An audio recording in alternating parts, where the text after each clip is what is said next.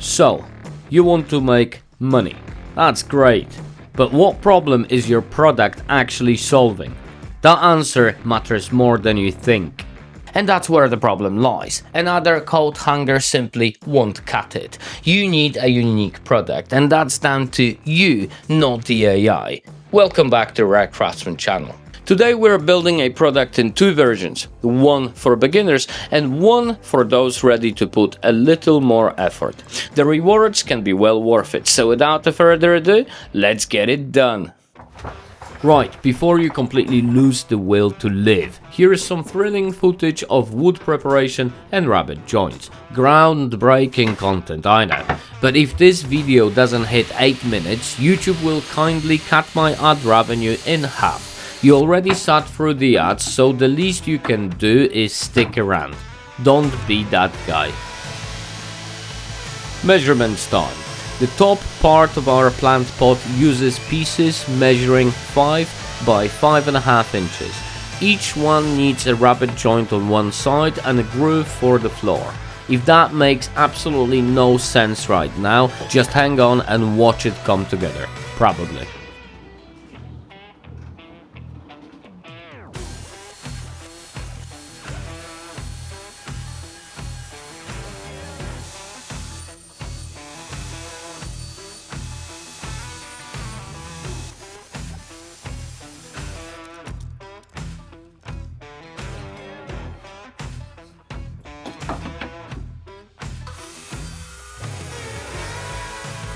This masterpiece also has a bottom part, which I'm calling the foot, built from pieces measuring 5.5 by 2 inches, each with a rabbet joint and a groove for the floor. Simple enough, even for a masterpiece. Check if it's square, twice preferably, then move on to glue up.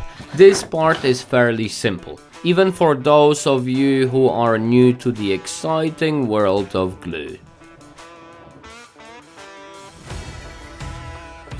Notice that floor going in before the last piece? Right, I completely forgot to do that on the bottom part. You'll see the consequences very soon. No need to panic. YouTube magic and a generous helping of non-family friendly language will sort it out. It always does.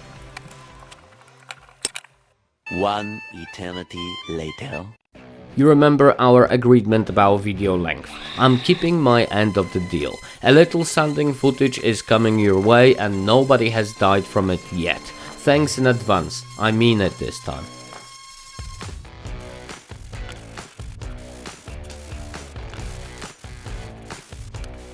Never been around over fun, but Ray from Crafted by Ray convinced me to try it, and honestly, I don't mind it. Annoying when someone's right.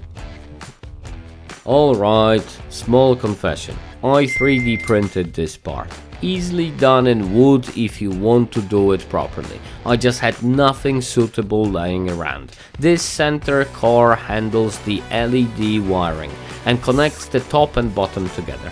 Cheated my way to a perfectly functional solution.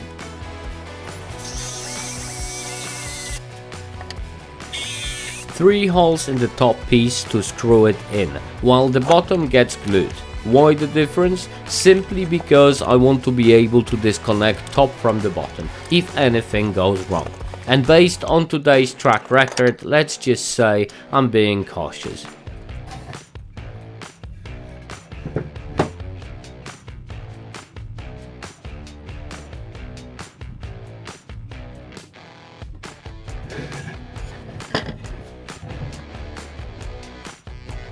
YouTube magic has struck again and it's somehow glued already. Moving on. Final hole in the bottom piece and then we get everything ready for the LED lights. Miracles happen daily around here.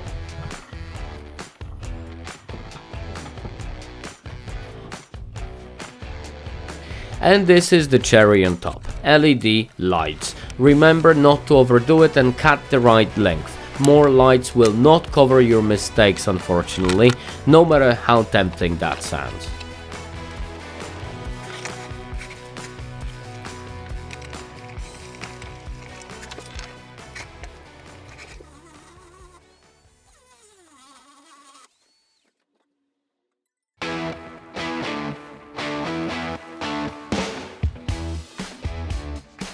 basic version complete, and yes, it's amazing, thank you for noticing. Finish it however suits you, stain it, paint it, leave it natural, genuinely hard to go wrong here. I've added a dimmer LED, making it a night lamp as well, perfect bedside companion. Retails around 50 bucks, but here's the thing, what if we could triple that? Stay with me. Now we are turning our cool plant pot into a smart plant pot. A 3D printed inner pot with reservoir handles the watering reminders, while the whole thing reacts to ambient light and switches to lamp mode automatically. A plant pot that thinks for itself. These videos take forever to make, so if you want more, like, comment and subscribe. Small effort, big difference. You know what to do. This might look a little strange right now, but bear with me. While you enjoy that sanding footage, I prepared a second base, which is about to get a little burnt. I know half of you hate this finish, the other half loves it. I don't mind it either way, so here we are doing it again.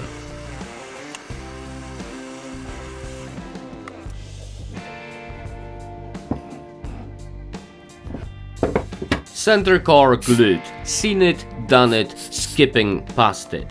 What matters now is the ambient light sensor, needed to make room for the transparent window it sits behind. Chisels are out, and we're crossing every available finger that this doesn't go horribly wrong right at the end. Quick clarification while I glue this window. This is not a tutorial. I'm not walking you through the soldering, programming or wiring in detail. What I do want is for this to be an inspiration for those of you who don't think they can do it. If I can manage this, genuinely anyone can. Believe in yourself. I mean this sincerely for once.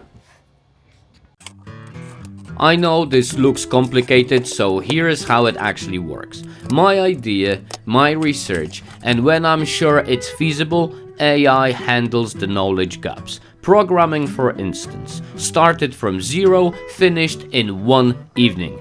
If a complete beginner can pull this off in one evening, try coming up with a reason not to give it a go.